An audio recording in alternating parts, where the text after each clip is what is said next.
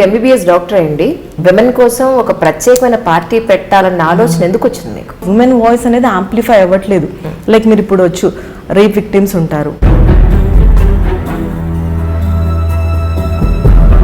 దానికోసం national women's party వచ్చింది. Women national పార్టీని మీరు స్థాపించాలి అని మీ మనసులో థాట్ వచ్చినప్పుడు మీ ముందున్న సవాళ్ళు ఏముండాయి? ఎక్కడెక్కడ మహిళ లీడర్షిప్ క్వాలిటీలో ఉందో జరుగుతుంది అంటే మనం వస్తే ఇంకా ఎకానమీని పెంచవచ్చు, ఇంకా బెటర్గా చేయొచ్చు సొసైటీ అనేది మా ఉద్దేశం. ఇప్పటి వరకు ఉన్న పార్టీలు అటు బీజేపీ కానీ కాంగ్రెస్ కానీ విమెన్కి ఏం చేయట్లేదని మీ అభిప్రాయం? మన national bureau of crime record చెప్తుంది.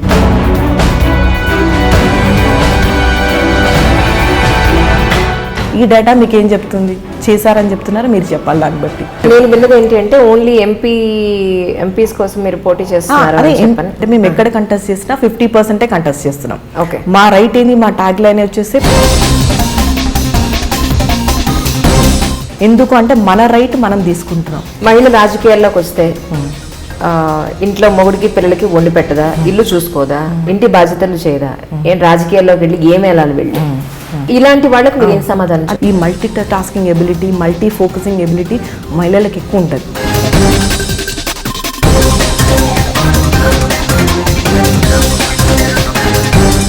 So that beautifully we can do. ఏమనుకుంటున్నారు ఫ్యూచర్ ప్లాన్స్, ఎలా చేద్దాం అనుకుంటున్నారు? ఇప్పుడైతే 50% కంటెస్ట్ చేస్తున్నాం 2019 లోక్సభ ఎలక్షన్స్లో మేము. ఇంకొకటి మహిళా రక్షక్ అని ఒక యాప్ తెస్తున్నాము. ఇంకోటి ఎవ్రీ విమెన్ మెంబర్ అయిన నేషనల్ ఉమెన్స్ పార్టీలో ఒక యూనిక్ కోడ్ ఇస్తున్నాం మేము. మీ అమ్మాయి ఫుల్ డీటెయిల్స్ తను ఎక్కడుంది నావిగేషన్ ప్రాసెస్ ద్వారా తెలుసుకోవడానికి మాకు ఈజీగా ఉంటుంది, సౌకర్యంగా ఉంటుందని అలా వస్తున్నాం. మీ పార్టీ గురించి చెప్పాలంటే లేదా వాళ్ళు మీ దాంట్లో సభ్యత్వం తీసుకోవాలంటే? సభ్యత్వం తీసుకోవాలంటే విమెన్ ఉండాల్సిన అవసరమే లేదు. మా 50% ఐడియాలజీ యాక్సెప్ట్ చేస్తే మెన్ కూడా మా దాంట్లో మెంబర్ అవ్వచ్చు. బట్ మీ ఉద్దేశం ప్రకారం జెంట్స్ వస్తారంటారా? ఒక లీడింగ్ జర్నలిస్ట్ ఫ్రమ్ ఢిల్లీ ఆయన ఏమని రాశారంటే, పవన్ కళ్యాణ్ గారు పెట్టారు, అలాగే ఇక్కడ రిటైర్ అయిపోయి వాలంటీర్ రిటైర్మెంట్ తీసుకున్న వాళ్ళు కూడా ఇక్కడ పార్టీ పెట్టారు. ఇన్ని పార్టీలు ఉండగా మీ పార్టీ ఎలా సస్టైన్ అవుతుంది అనుకుంటున్నారు? మీరు ఒకటి అర్థం చేసుకోవట్లేదు. పార్టీ ఈజ్ డిఫరెంట్, మహిళా oriented party is different.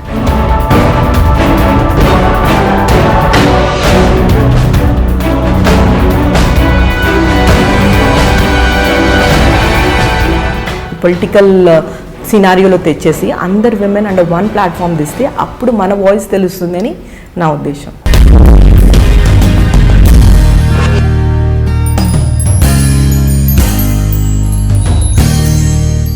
Hi అండి, ఈనాడు దిల్సే విత్ మీ అంజలిలో నా గెస్ట్ ఎవరు అని అంటే డాక్టర్ శ్వేతా శెట్టి. డాక్టర్ అన్నాను కానీ ఇప్పుడున్న ఈవిడ ఫీల్డ్ వేరు. అసలు ఎందుకు ఈ ఫీల్డ్లోకి రావాల్సి వచ్చింది, ఆ విధంగా ఎందుకు ఆలోచించారు, ఒక మహిళల కోసం మాత్రమే ఒక నేషనల్ పార్టీ పెట్టాలి అన్న ఆలోచన ఎందుకు వచ్చింది అనేది ఈరోజు శ్వేతా శెట్టి గారిని అడిగి తెలుసుకుందాం. మరి వెల్కమ్ చెప్పేద్దామా? శ్వేతా శెట్టి గారు, welcome to my show Dil Se with Anjali. Thank you అండి. థ్యాంక్ యూ అంజలి గారు. సో మీకు ఒక మంచి ఫస్ట్ కాంప్లిమెంట్తో మొదలు పెడదాం. You are looking so beautiful.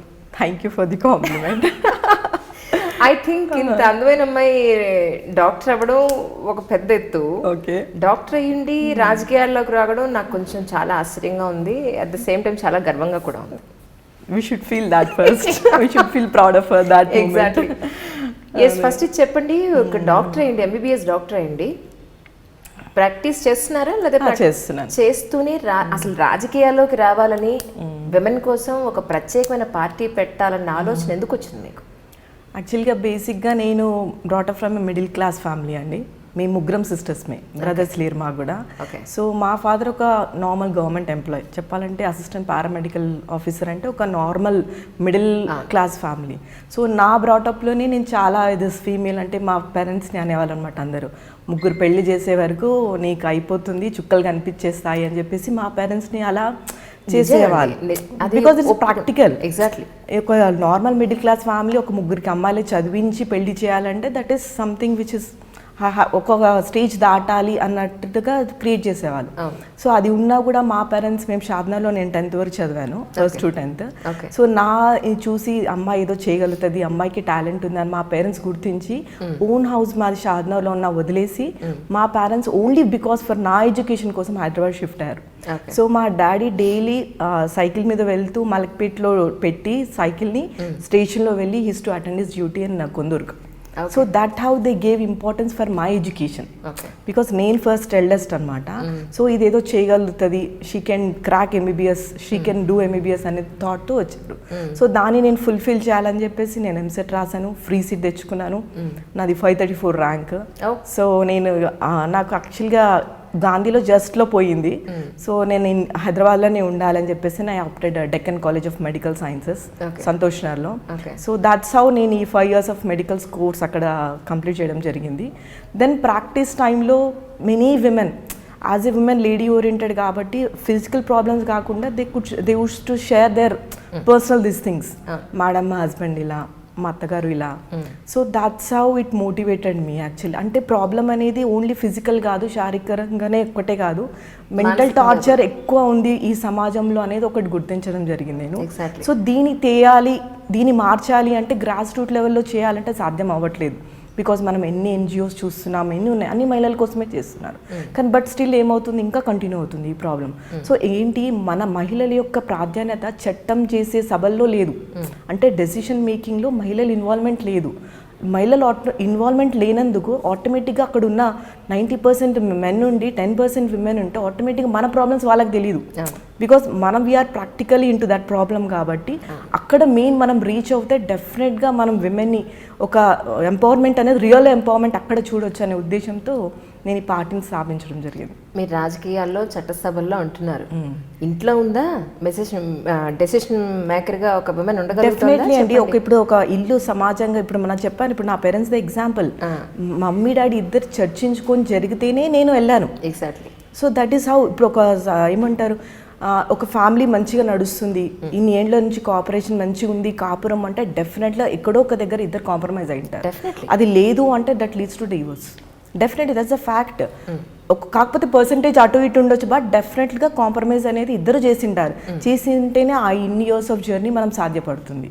So అది నేను ఈక్వాలిటీ టువర్డ్స్ కావాలి, సమాజంలో ఆ ఈక్వాలిటీ రావాలి అనేది మహిళా పార్టీ యొక్క ఉద్దేశం. నాట్ లైక్ మనం ముందుకు వెళ్ళిపోవాలి, వాళ్ళు వెనక మెన్ వెనక్క అని కాదు. We want to what you got want to walk equally with men. అది నాది.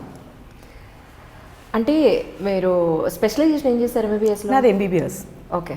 తర్వాత ఎండీ చేయలేదు, ఎంబీబీఎస్తో స్టాప్ చేసి ఆ జనరల్ ప్రాక్టీషనర్గా చేసేదాన్ని. ఓకే. Private hospital. ఓకే. ఇప్పుడు మీరు జనరల్ ఫిజిషియన్ అయినా జనరల్ సర్జన్ అయినా కూడా మీ దగ్గరికి పేషెంట్స్ వస్తారు. అవును. ఎప్పుడైతే డాక్టర్ లేడీ ఉంటుందో డెఫినెట్గా వాళ్ళ ప్రాబ్లమ్స్ మీతో షేర్ చేసుకుంటారు విమెన్ కనుక మీ దగ్గరికి వస్తే. సో అలా కూడా మీరు చేస్తుండొచ్చుగా, ఒక పార్టీ పరంగానే ఎందుకు అనుకున్నారు? అదే చెప్తున్నాను, విమెన్ సమస్య అనేది ఒక తెలంగాణలోనో ఒక హైదరాబాద్లోకి సంబంధించింది కాదు, మన దేశవ్యాప్తంగా అదే ప్రాబ్లం ఉంది. మనం 50% పాపులేషన్ కంట్రిబ్యూట్ చేస్తాం, అంటే సగం మహిళలు సగం మెన్. కానీ మనం ఆ ప్రాధాన్యత చూపించట్లేదు. ఇప్పుడు మనం పార్లమెంట్లో చూస్తే ఓన్లీ 11%. మనం 50% ఉన్నప్పుడు డెసిషన్ మేకింగ్ పార్లమెంట్లో మనం ఎందుకు 11% ఉన్నాం? అది అంటే నేను చెప్పేది విమెన్ ఇష్యూస్ మొత్తం కంట్రీలో స్ప్రెడ్ అయ్యింది అని నా ఉద్దేశం. ఇప్పుడు ఒకటి విమెన్ ఎడ్యుకేషన్ తీసుకోండి, లిటరసీ రేట్ మనది 73% ఉంది ఓవరాల్గా. అదే యూఎస్లో 99%, చైనాలో 96%. ఈ 73%లో కూడా విమెన్ది చూస్తే less than 50% in most of the areas. ఎందుకు అంటే డ్రాప్ అవుట్స్. ఎందుకు ఆడవాళ్ళు ఎందుకు డ్రాప్ అవుట్, ఎక్కువ మంది ఆడపిల్లలే డ్రాప్ అవుట్ అవుతున్నారు స్కూల్స్లో. 8th, 9th, 10th వచ్చే వరకు 50% డ్రాప్ అవుట్ పర్సెంటేజ్ ఉంటుంది. ఎందుకు? Lack of toilet facility. ఇది 72 ఏళ్ళ మన ఆఫ్టర్ ఇండిపెండెన్స్లో మనం ఇప్పుడు టాయిలెట్ కట్టాలి అని ఒక నినాదంతో వస్తున్నామంటే 72లో గవర్నమెంట్లు ఏం చేశాయి అంటే మహిళలకి ఏ విధంగా అంటే ఒక బేసిక్ అది మహిళ డైలీ లైఫ్లో that's a basic community should provide toilet. So అది కూడా మనం చేయలేకపోయినాం ఈ 72 సంవత్సరాల ఒక మహిళకు. ఒక మంచి షార్ట్ ఫిల్మ్ తీశారండి ఒక ఆయన, తెలుసా మీకు? ఈ అమ్మాయిల టాయిలెట్స్ గురించి చాలా బాగుంది. నేను మీకు ఫార్వర్డ్ చేస్తాను, just have a look. Okay. ఎక్కడ ఒక 15 నిమిషాల పాటు మాటలే ఉండవు. ఒక అమ్మాయి ఒక సిటీలో తిరుగుతూ ఉంటుంది, అందరినీ ఎక్కడ ఎక్కడ అని అడుగుతూ ఉంటుంది. మనం ఏమనుకుంటాం అంటే ఏదైనా అడ్రస్ అడుగుతుందేమో అనుకుంటాం. ఎండ్ ఆఫ్ ది డే అమ్మాయి టాయిలెట్ ఎక్కడ దొరకదు. ఓకే. లాస్ట్లో అర్థమవుతుంది ఏంటి అని అంటే అమ్మాయి అడిగేది అడ్రస్ కాదు, టాయిలెట్ గురించి అడుగుతుంది. అదే ఆ స్టేజ్లో ఉన్నాం మనం. ఎక్కడికి వెళ్ళలేదు, రోడ్డు మీద జెంట్స్ పోసుకున్నట్టుగా ఒక అమ్మాయి పోసుకోలేదు కదా, టాయిలెట్కి వెళ్ళలేదు కదా. అదే. సో ఏం చేస్తారు, స్కూల్కి వెళ్ళే పిల్లలు అందరూ ఒక గోడలా కట్టి అసలు మీకు పంపిస్తాను రియల్లీ నేనైతే ఏడ్చేశాను. సీరియస్లీ అట్లాంటి ఇన్సిడెంట్స్ ఎన్నో చూసే నేను ఇది యాక్చువల్ ఇన్స్పిరేషన్ అంటే ఒక్క ఇన్సిడెంట్ ఇది కాదు, ఇట్లాంటి చాలా జరుగుతున్నాయి. మనం ఇప్పుడు మనం అమ్మాయి కాలేజ్కి వెళ్తుందండి, స్కూల్కి వెళ్తుంది, ఒక half an hour 1 hour late అయితే మనకు టెన్షన్, ఏమైంది అమ్మాయి రాలేదు అంటే మనం ఎక్కడికి పంపిస్తున్నాం అమ్మాయిని? మనుషులు తిరిగే సమాజంలోనే కదా. ఎక్కడికి పంపించిన అమ్మాయి అంటే భయపడాల్సిన ఆ పరిస్థితి ఎందుకు వస్తుంది? ఒక అడవిలోకి పంపించలేదు కదా, ముగ్గురాలు వచ్చి తినేస్తాయి, జంతువులు వచ్చి తినేస్తాయని. మనం మహిళలు సమాజం, మనుషులు ఉంటున్న సమాజంలో పంపిస్తేనే మనకు అంత ఇన్సెక్యూరిటీ వస్తుంది. ఇప్పుడు ఎందుకు ఆ ఇన్సెక్యూరిటీ? సో దట్స్ హౌ మాకు అది చేంజ్ చేయాలి. అంటే ఏంటి అంటున్నంటే లాస్ ఉన్నాయి, దాన్ని ఇంప్లిమెంట్ చేయట్లేదు మనం. ఎక్కడండి ఏ లా ఇంప్లిమెంటేషన్? అదే అంటున్నాను, ఇంప్లిమెంటేషనే మెయిన్ డ్రాబ్యాక్ మన ఇండియాలో. లాస్ లేవని కాదు, మ్యాన్ పవర్ లేదని కాదు. 135 crores ఆఫ్ పాపులేషన్ అండి, beautiful man power India has. మనం ఎందుకు యూజ్ చేసుకోలేకపోతున్నాము? మ్యాన్ పవర్ ఎందుకు ఇంప్లిమెంట్ అవ్వట్లేదు? అది నేనేమనంటే మహిళకు మల్టీ టాస్కింగ్ ఎబిలిటీ ఎక్కువ ఉంటుంది. Like professional life, family life, she can balance it. The same thing మనం ఒక రాజ్యాంగంలోకి వస్తే ఇలాంటి ఇంప్లిమెంటేషన్, ల్యాక్ ఆఫ్ అవేర్నెస్తో కూడా చాలామంది తప్పులు చేస్తున్నారు.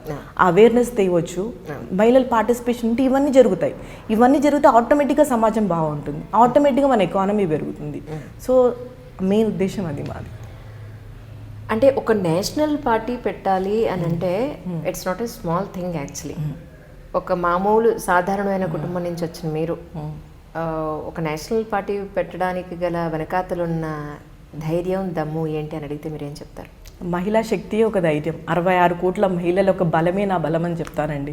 ఎందుకంటే ఈ సమస్య ఒకరితో, ఒక స్టేట్తో, ఒక రాజ్యంతో లేదు, ఇది నేషనల్ వైడ్ ఈ సమస్య ఉంది. సో నా వంతు, నేను డాక్టర్ వృత్తి చూస్ చేసుకుందే ఒక రకంగా సేవాపరమైన ఒక దృష్టి ఉంది కాబట్టి నేను ఒక డాక్టర్ని అవ్వాలి, సమాజానికి ఏదో నా వంతు హెల్ప్ చేయాలని నేను ఈ ప్రొఫెషన్ చూస్ చేసుకోవడం. నేను ఇప్పుడు ఏంది, ఫస్ట్ నేను డాక్టర్ చేసుకుంటూనే చిన్నగా చేసేదాన్ని. లైక్ మా ఇంట్లో ఉన్న పిల్లలకి స్కూల్ లేకపోతే వాళ్ళకు స్కూలింగ్ ఎడ్యుకేషన్ ఇప్పించేదాన్ని, అమ్మాయిలకు. అలా హాబీలాగా ఉండేది నాకు సేవ. సో ఒక సర్టన్ స్టేజ్ వచ్చే వరకు ఏమైందంటే ఆ సేవలో నేను ఎక్కువ ఎంజాయ్ చేస్తున్నాను, ఆ యాంగిల్లో. సో దాట్స్ హౌ నేను మా ఫ్యామిలీలో డిస్కస్ చేసినాను, నాకు ఇంకా ఇందులో ఎక్కువ చేయాలని ఉంది, నాకు ఇలా అనుకుంటున్నాను. అండ్ డెఫినెట్గా నా ఫ్యామిలీ సపోర్ట్ చేయడం జరిగింది. సో నేను నా వంతు కృషి, సమాజానికి ఏదో చేయాలని ఒక మొదటి అడుగు అంటారు కదా, ఆ మొదటి అడుగు వేశాను ఇప్పుడు.